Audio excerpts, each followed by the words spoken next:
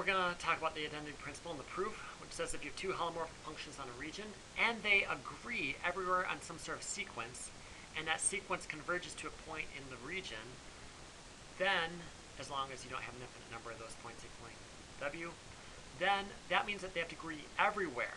This is absurdly powerful. So if they agree on just a countable number of points, they're going to agree everywhere. So I'd rather work with one function than two, so define h to be g f minus g, which has to be holomorphic. We're going to prove that h is always equal to 0. The way I'm going to do that is I'm going to pick point B and G, and I'm going to show that there are two cases. B belongs to G in X.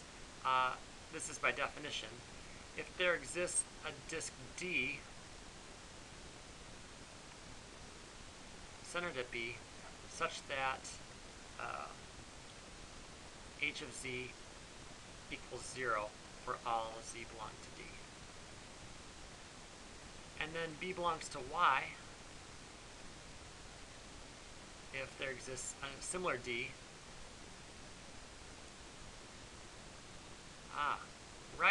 Right. It's not writing. There we go, now it wrote a whole bunch. I hate Microsoft. There's D such that h of z not equal to 0 for all z belong to D except maybe at B. So the strategy of the proof is I've defined these two sets. I'm going to show that every point of G belongs into one of these sets, and these sets clearly can't overlap. So G is a union of these two sets, and they're both open. G is a region, so it's connected. That means that one of these sets has to be empty. So I'm going to show that one of these has to be empty, and I'm going to show that X has a point in it, so that's going to prove that X has to be the entire set of G, which means that h of z has to be 0 the whole time. So let's do this. I'm going to claim that W belongs to X, which means that this is going to be non-empty. And then all I'll need to do is show that every point belongs to one of these. So the way we can do that, proof if W belongs to Y. I'm not even moving this. If W belonged to Y, then we'd have a picture that looks like this. W, and we would have h of z cannot be equal to 0 for anywhere in there.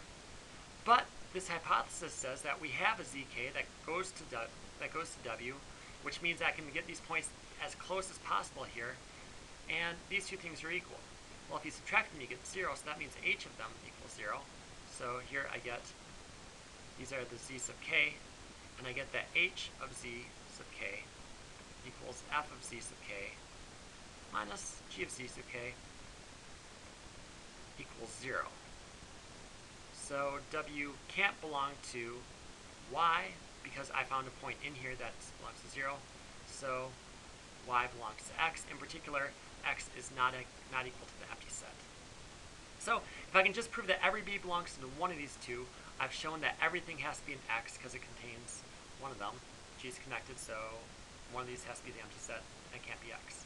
So let's prove that every point belongs into either one of these two. And so we're going to let B belong to G. And there are three cases. One, let's suppose that h of B not equal to 0. Then what we have is this picture. Here might be h of B. I can find some sort of a delta ball around it. That's not very good. Or an epsilon ball, such that that doesn't hit the origin. H is holomorphic, so it's continuous, which means that there must be a delta ball around here such that everything in this delta ball maps to in here. So that's by continuity, which means that B has to belong to Y. Okay, good. So I'm going to stop with the next two cases for the next screencast. Bye-bye.